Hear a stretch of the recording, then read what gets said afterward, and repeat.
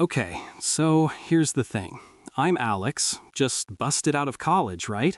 Like, finally done with all that textbook crap, and I live in this apartment. Pretty decent place, right in the thick of the city. Not too big, not too small, just cozy, you know? My roommate? That's Ben. Been my best friend since, like, forever. We go way back. The kind of bond you forge through all sorts of stupid decisions and late-night study sessions fueled by way too much coffee.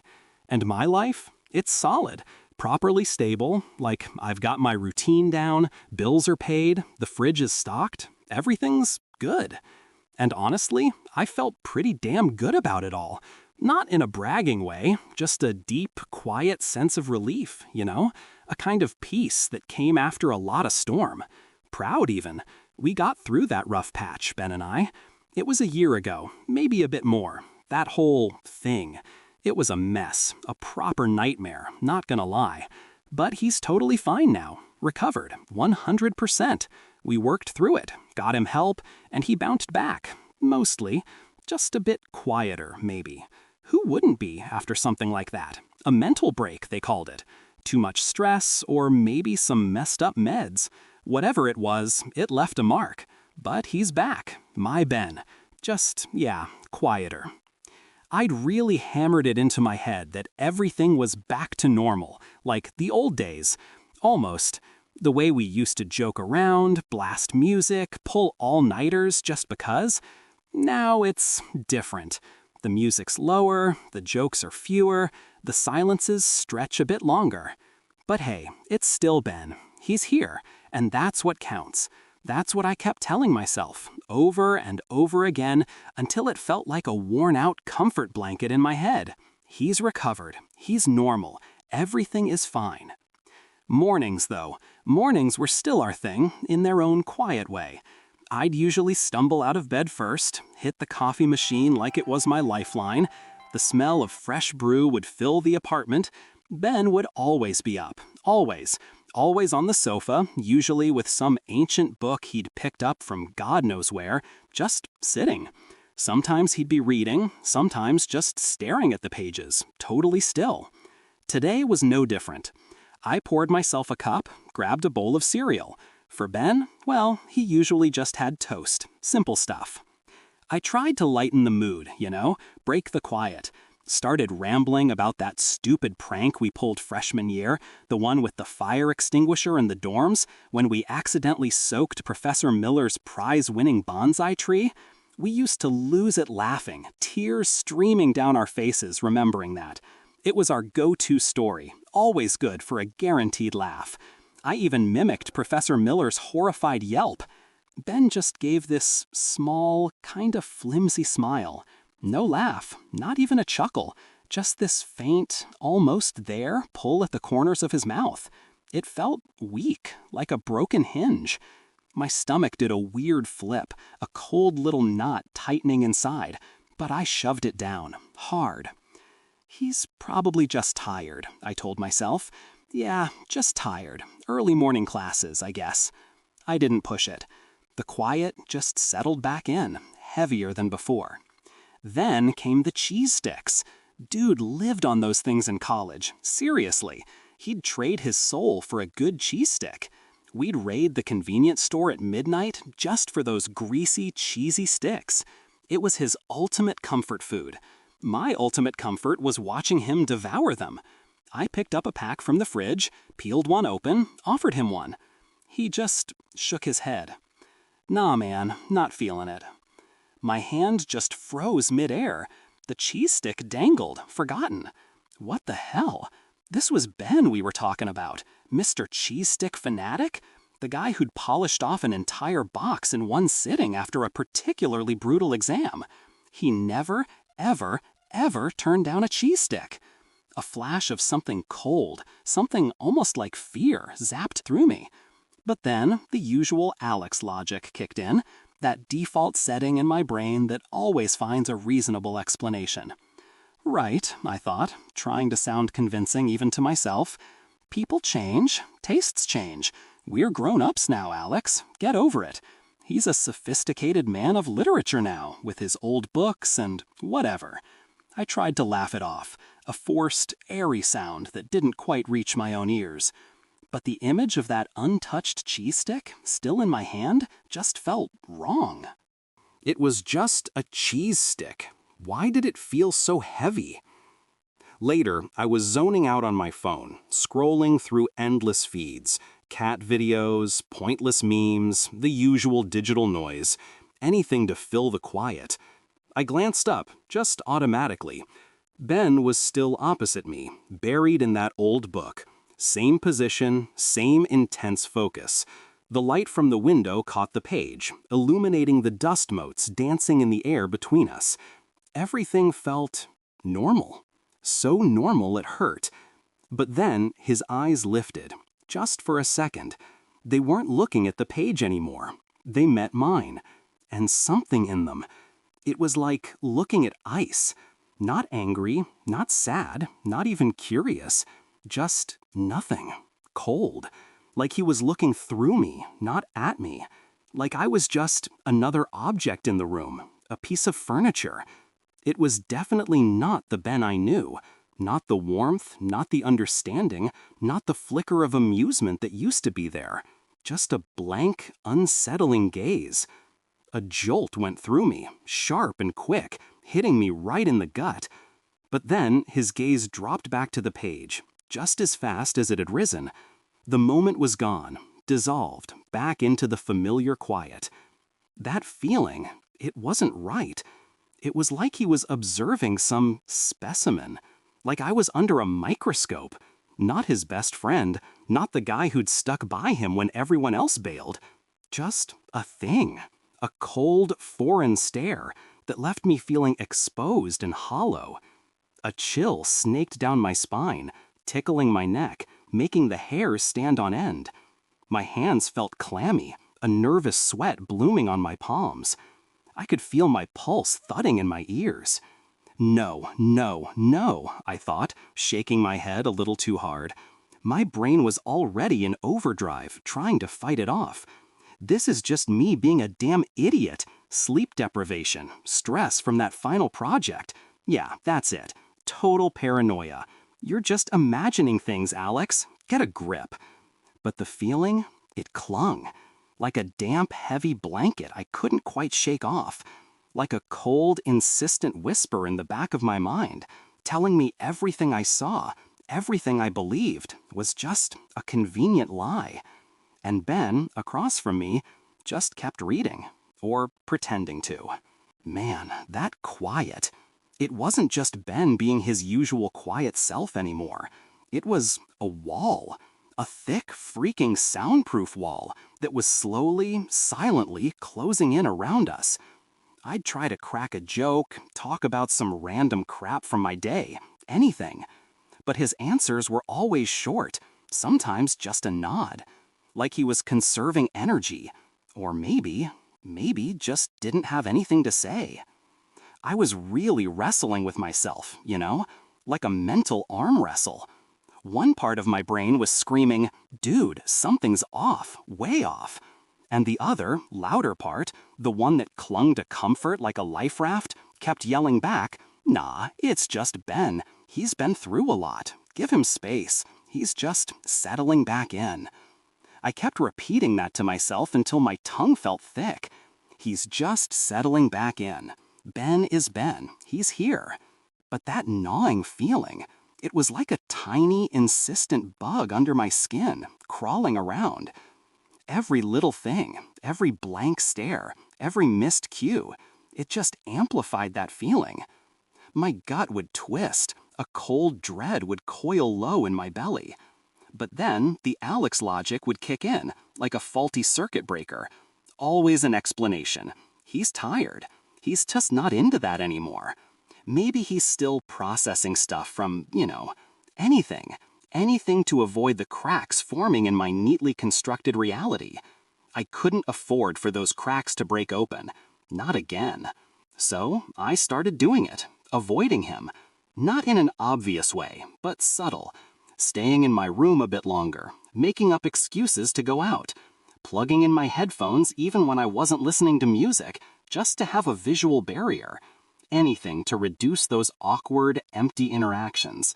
Those moments where his gaze felt like a stranger's, or his smile was just a flicker, a pale imitation of the one I knew. It felt messed up, avoiding my best friend. But honestly, it was easier than confronting whatever the hell was going on. It was easier than admitting the fear I felt when I looked at him sometimes. One night, the quiet was just suffocating. It was like the air itself had been sucked out of the apartment. I was trying to watch some dumb sitcom, but I couldn't focus. Ben was on the sofa, same old book. I finally snapped. Had to test it. Had to know. "Hey, remember that time?" I started, trying to sound casual, like it was just a random thought. "When we went camping in high school, and we got lost in that national park and thought we were gonna get eaten by a bear? Seriously, we thought we were gonna die, man." It was a classic, the story we'd recounted 100 times, always ending with us gasping for air from laughing so hard at our teenage stupidity. It was our story, a shared memory that was burned into my brain, and I knew it was burned into his too. Ben slowly lowered his book. His eyes, the ones that had felt so cold before, held something different now, a weird, almost knowing glint. A tiny, crooked smirk tugged at one corner of his mouth. Not the full, lopsided grin he used to give when we talked about it, just a little, unsettling pull. "Oh yeah," he said. His voice was flat, like he was reading lines from a script. No warmth, no shared amusement, no memory in his eyes. Just that smirk. "That was fun, huh?" My blood ran cold. Fun? We almost crapped our pants from fear that night. We swore we'd never set foot in the woods again. He used to shudder just thinking about it. And that smirk? Ben never, ever smirked like that. Not when he was genuinely remembering something. It was like he was trying on an emotion, seeing if it fit. My hands felt clammy. My heart hammered against my ribs, a wild bird trapped in a cage. I just stared at him, my mouth suddenly dry. He held my gaze for a second, that strange, thin smirk still playing on his lips, before he slowly lifted his book again, burying his face behind the pages. I felt a cold shiver run down my spine, like someone had traced a finger along my vertebrae. My brain was screaming, but I clamped down on it. Maybe he's just trying to be edgy? I mumbled to myself.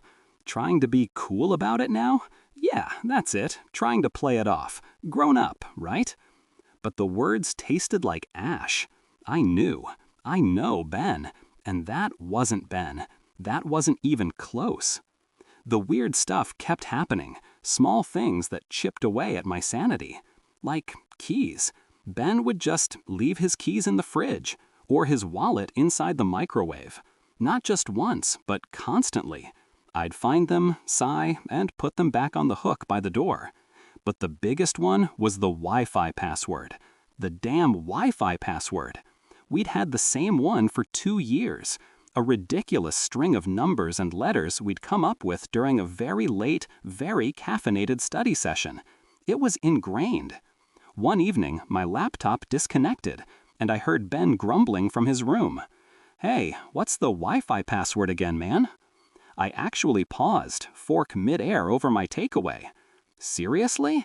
It's still pineapples are better than Apple 1789? Remember? We thought it was hilarious. A beat of silence, then a mumbled, "Oh, right, thanks." Just, "Oh, right, thanks." No laugh, no eye roll at our past selves, no shared memory. Just a blank acceptance of information. My throat tightened. He didn't just forget it. It felt like he'd never known it. My hands started to shake, just a tiny bit, as I shoveled food into my mouth.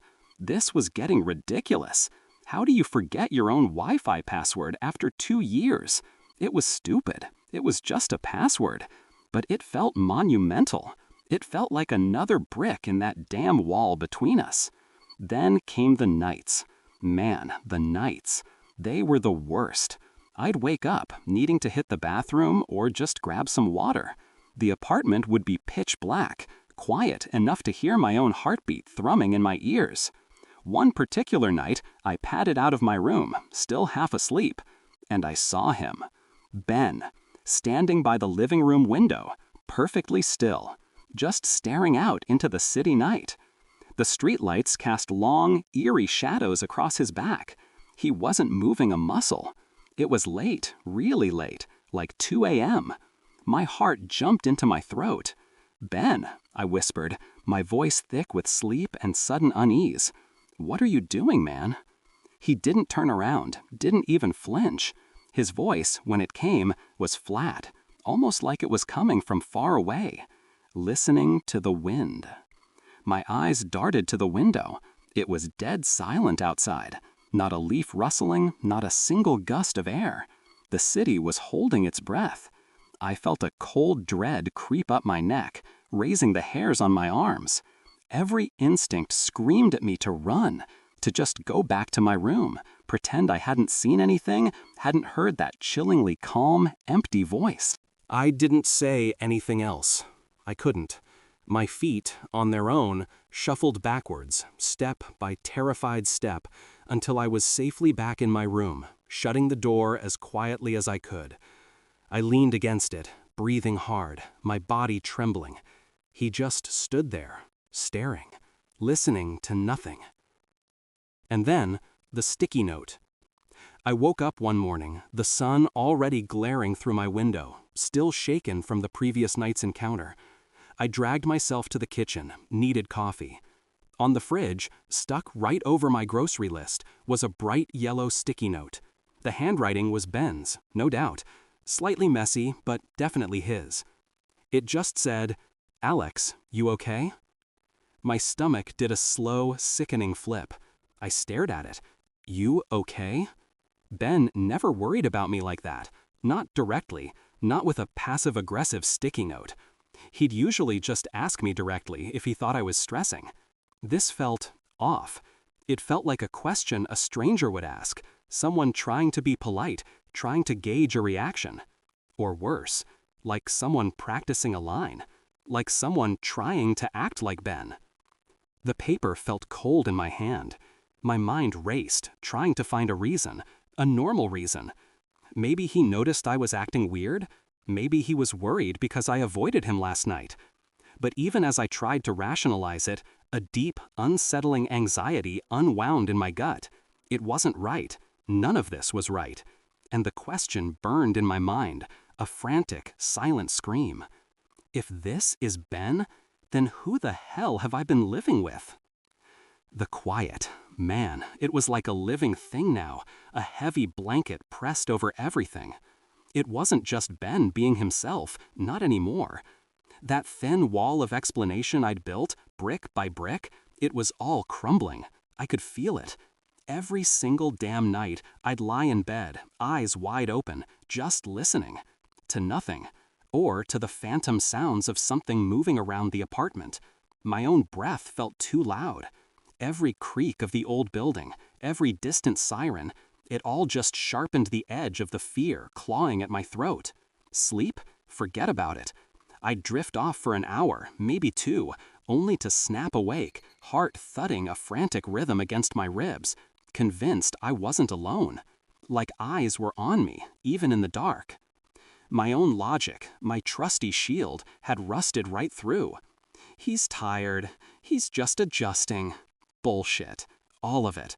The excuses tasted like dust in my mouth now. There was no normal explanation for forgetting our Wi-Fi password, for standing still as a statue at 2 a.m. For that smile. That goddamn smile when I talked about the bear. That wasn't just adjusting. That was something else. Something cold and sharp, twisting right in the gut. And the worst part? I was all alone with this. Who the hell was I going to tell? Hey, my best friend? Yeah, he's back from, but I think he's actually some kind of weird alien or a ghost. Want to come over for coffee? No, absolutely no way. They'd think I'd cracked.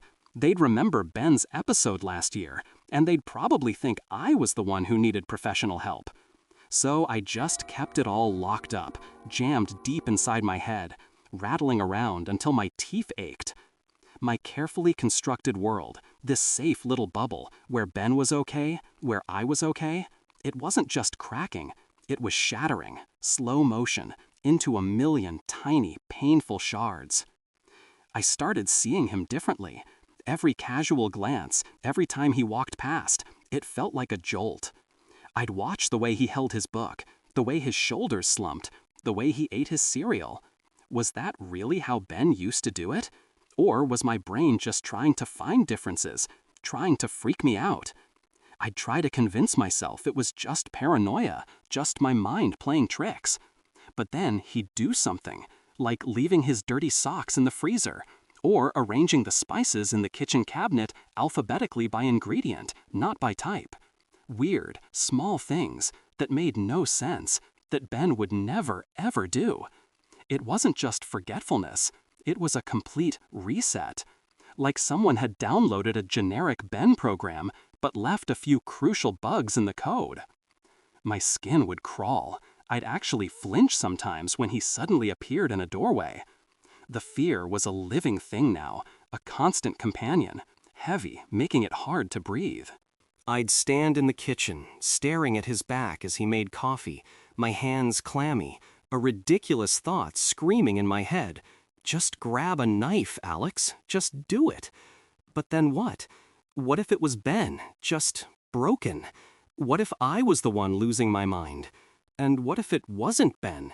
What would a knife even do to whatever this was? I actually started packing a small bag in my closet, just a backpack, some clothes, my laptop. My heart hammered every time I zipped it open, every time I shoved another t-shirt inside. This was insane.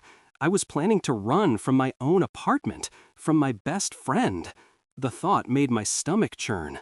But the alternative, staying, living with it, that felt even worse. I imagined sneaking out in the middle of the night, leaving a note. But then what? Leave him to whatever? Or leave it to potentially hurt someone else? The idea of just abandoning this place, this life, was terrifying.